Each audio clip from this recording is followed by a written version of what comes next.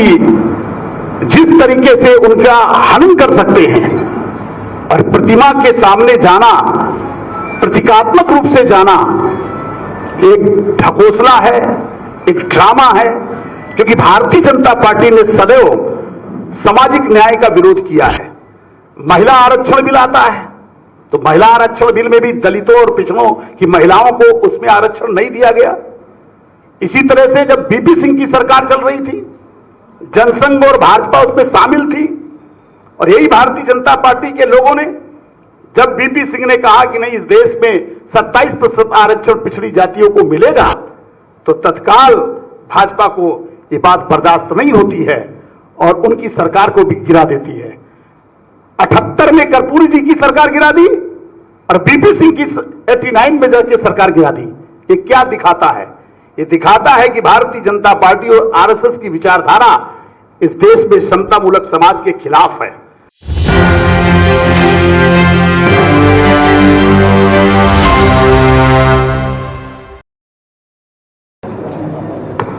Hello hello,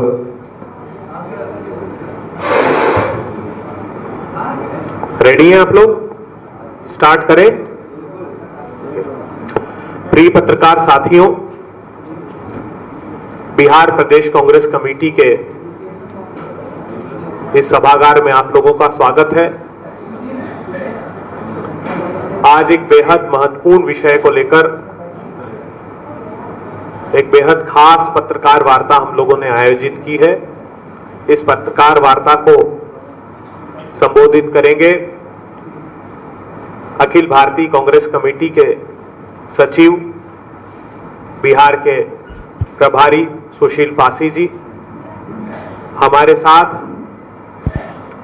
Bihar प्रदेश Congress committee के कोषाध्यक्ष जितेंद्र गुप्ता जी हैं।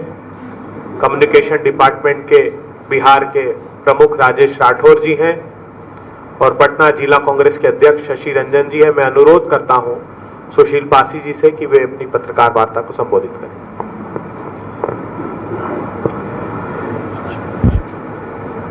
सम्मानित पत्रकार बंधुओं, आज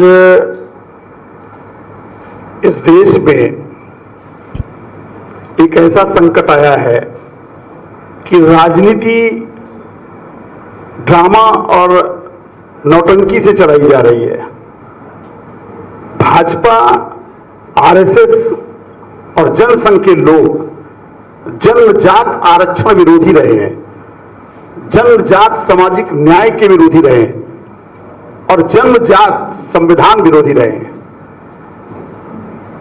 कर्पूरी ठाकुर जी जो सामाजिक न्याय के एक प्रणेता है, और बिहार में जब उनकी सरकार चल रही थी, जैसे ही कर्पूरी ठाकुर जी ने पिछड़ी जाति के लोगों के लिए 26% आरक्षण की घोषणा की, तो आरएसएस के लोग और जनसंघ के लोगों को यह बात बर्दाश्त नहीं हुई और जो बहुमत से चल रही सरकार, तत्काल जनसंघ के लोग और आरएसएस के लोगों ने मिलीभगत करके आरक्षण विरोधी लोगों ने उनकी सरकार को गिरा दिया।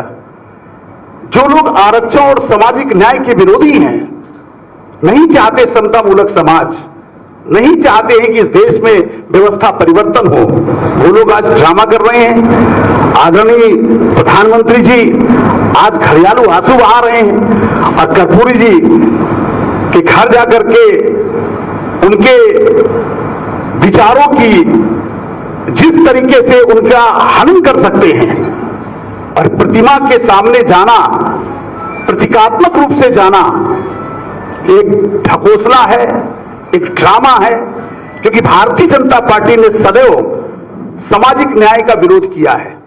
महिला आरक्षण बिल आता है तो महिला आरक्षण बिल में भी दलितों और पिछड़ों की महिलाओं को उसमें आरक्षण नहीं दिया गया।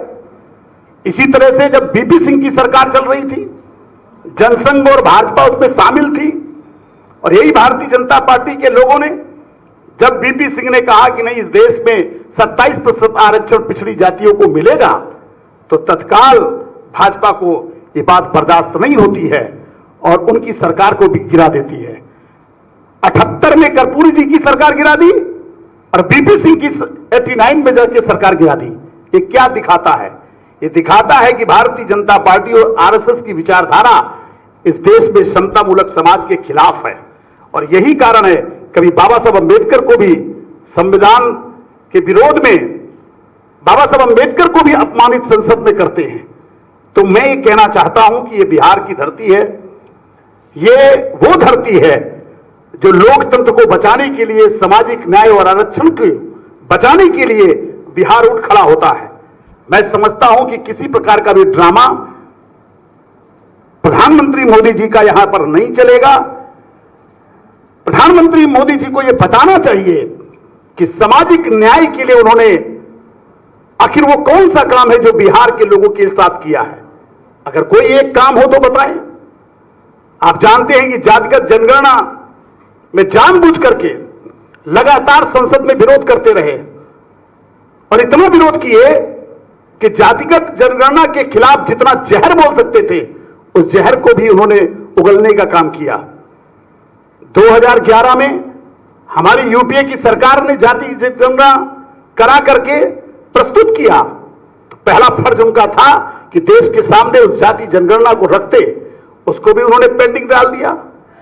और जब लगातार जननायक राहुल गांधी जी ने देश की सड़कों से लेकर संसद तक लगातार संघर्ष किया कि जब तक इस देश में हर जाति धर्म के लोगों को न्याय नहीं मिलेगा और न्याय अगर देना है तो जातिगत जनगणना करानी होगी, और तभी जाकर के बिहार के चुनाव को देखकर ही सही नाटक करने के लिए उन्होंने एक ड्रामा किया और देश के सामने कहा कि हम भी जातिगत गणना कराएंगे, हम इसके पक्ष में हैं। तो आज मुझे ऐसा लगता है कि बिहार के बीच में जो चुनाव है, ये चुनाव देश का चुनाव है। बिहार की जनता का चुनाव किसी पार्टी का चुनाव नहीं है। पार्टियां चुनाव जरूर लड़ती हैं, लेकिन बिहार के मतदाताओं का चुनाव है। उन मतदाताओं को जो भूमिहीन हैं, 20 साल से सरकार है, क्या भूमिहीन को जमीन दे सकते हैं? और जब हमारी सरकार कहती है कि नहीं, हमारी सरकार जब बनेगी तो उन भूमिहीनों को 3 से लेकर 5 डिसमिल जमीन घर बनाने के लिए महिलाओं को देने का काम करेंगे। यह है सामाजिक न्याय। जो भूमिहीन है उसको मौका देंगे, जो नौकरियां खाली पड़ी हैं वो नौकरियां हम उनको देंगे, और जो सरकारी संस्थान बंद पड़े हैं उनको हम चालू करने का काम करेंगे। तो फिर से नेहरू का मॉडल बिहार में लागू हो, इसके लिए इंडिया गठबंधन ने कमर कस लिया है, का हित हो सके। इसलिए मैं आज आप सबके बीच में आया हूं और यह कहने के लिए आया हूं कि सामाजिक न्याय और लोकतंत्र बचाने की धरती बिहार है। और चूंकि कांग्रेस ने इस सामाजिक न्याय को पूरा किया है, चाहे संविधान बना करके, चाहे सामाजिक न्याय को जो समाज एक साथ बैठ नहीं सकता था उसमें सामाजिक भाईचारा अगर किसी ने पैदा किया तो कांग्रेस ने किया। आज वो समाज आगे बढ़ रहा है। इस नाते से नफरत की आग में झोंकने के लिए प्रधानमंत्री मोदी जी, अमित शाह बार बार बिहार आते हैं, लेकिन खाली हाथ आते हैं, कुछ देने के लिए नहीं आते हैं। कोरे भाषण देने के अलावा हमारे प्रधानमंत्री मोदी जी को कुछ नहीं आता है।